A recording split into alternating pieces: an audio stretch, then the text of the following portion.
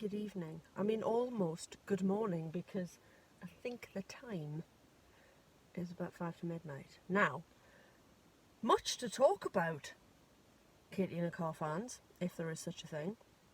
I'm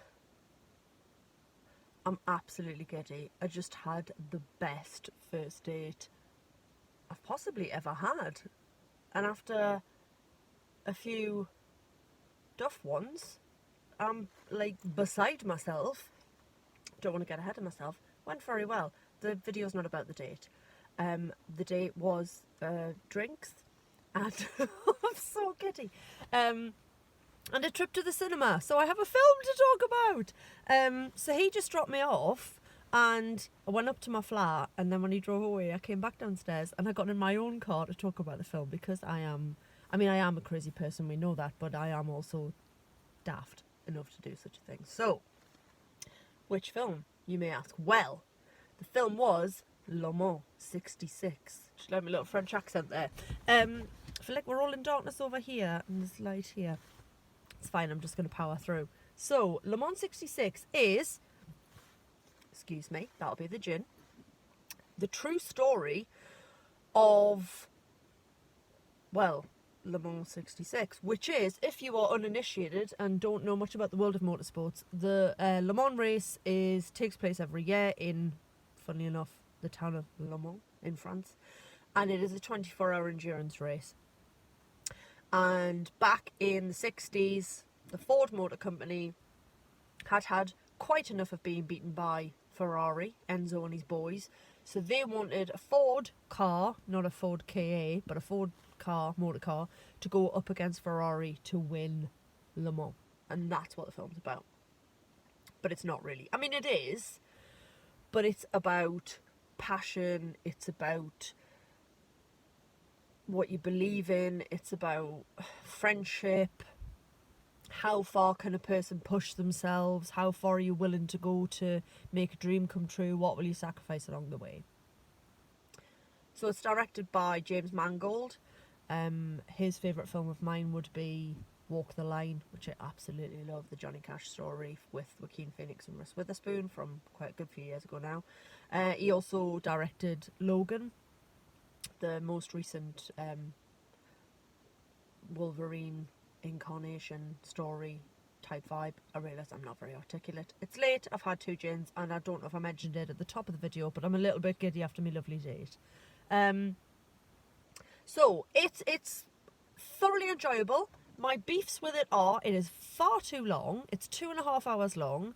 And when you consider that when they're trying to build this race car, they spend the whole film going, make it lighter, make it faster, chop bits out that we don't need, where can we trim more from this? Well, take a leaf out of your own book, chaps, and when you come to the editing process, maybe take some bits out that you can do without. So, while it didn't feel particularly... Oh, I've got my bloody low battery thing up. While it didn't feel particularly flabby in places, I still felt that there was trimming could have been done, and it was a little bit weighty. It's 2.5 hours long. So that's one of my beefs. I think I'm going to sneeze, which will be a Katie in the car first. Yeah, I sneezed. This video's got it all. So yeah, it's the story of that. So Ford want a car to go up against Ferrari, and they bring in Carroll Shelby, the only American at that point to ever, or one of the only Americans, is the only American to have won the Le Mans race. He's played by Matt Damon, and he's a Texan. He wears a big hat, just in case you don't know he's Texan from his drawl. They stick a big hat on his head quite a lot of the time. I'm sure he probably did wear one. And the driver / co-genius on this project is a British man called Ken Miles. Now, he is played by Christian Bale.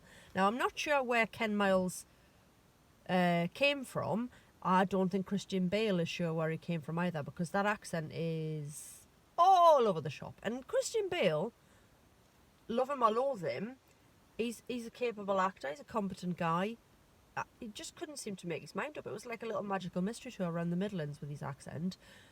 Having said that, the lady who played his wife, pretty much the same. Sometimes she sounded Irish, sometimes there was Scouse vibes. It was very odd. They have a son in the film, lovely Peter, who looked like a young Harry Styles. Now, I don't know how long at this point the Miles family had lived in America, but their son had a British accent, didn't sound like either of his parents in any of the areas that they may have been coming from in that scene. He just had a sort of quite generic British accent, but there was part of me that was going, if he's lived in America for a length of time at that age, I think he was about like 10, 11, he would have developed an American accent, but this is perhaps nitpicking. If you just go with it, it's a very enjoyable film. It's well made, it looks great, the 60s-ness, the nostalgic vibes there, all very well executed. The cars, I know nothing about cars, but they were pretty, they were beautiful, they sounded great. There's a lot of dramatic gear changes and lots of shots of, this is me doing pedals, feet on pedals, brake, but yeah, it was thoroughly enjoyable. I can't say it wasn't. It got me in the feels a little bit towards the end. Some of the characters are perhaps a little bit pantomime, a little bit caricature. So Josh Lucas, who's an actor I like very much, he's one of the sort of mid-level, just pops up in lots of different things. He's a guy you might recognise but not know the name of, but he's very, very good. He works for Ford, and he just seems hell-bent on derailing the whole racing project, does everything he can to cause bother for Matt Damon and for Christian Bale, and just to get in the way. And he's a little bit pantomime. He's also got crap hair. Like, I kept getting distracted because he's quite a handsome guy, Josh Lucas. I kept getting distracted by his rubbish flat hair. John Bernthal of Punisher and Walking Dead fame is also in it. He's very good. Talking about caricatures, Enzo Ferrari, who's in a few scenes, like a tiny little mafia boss, like a stereotypical tiny angry little Italian. Maybe that's exactly what Enzo Ferrari was like. I never met the man. So yeah, it does feel a little bit broad at times, a little bit sort of characters are, like I say, a little bit perhaps cliched. Some of the dialogue's a little bit cliched, but at the same time it's designed to sort of punch you in the feels, like I say, and I can't say I wasn't affected by it, because I absolutely was. Looks good, sounds great. My favourite thing about it probably was the central friendship between Matt Damon and Christian Bale, or Carroll Shelby and Ken Miles. There was this understanding between them. Carroll Shelby had been a racing driver, like I said, he'd won Le Mans however many years before. And yeah, there's a mutual respect. There's a bit of sort of, not rivalry, that's the wrong word. I'd have the right word if I wasn't tired, squiffy and giddy from getting snogged.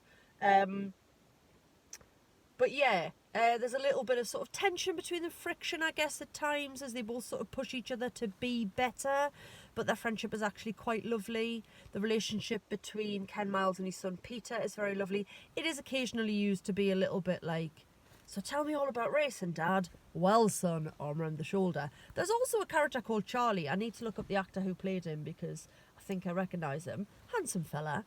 But he was also British. He seemed to work with Ken and with that sort of team on the car, but he just seemed to exist to say, he actually said, "Cool blimey," at one point, and I was like, really? Cool blimey? Somebody sat at a laptop or a Mac and typed, and then Charlie says, "Cool blimey." He didn't say governor at the end of it. But like I say, this is nitpicking. Overall, it is very enjoyable. It could do with it being a little bit shorter.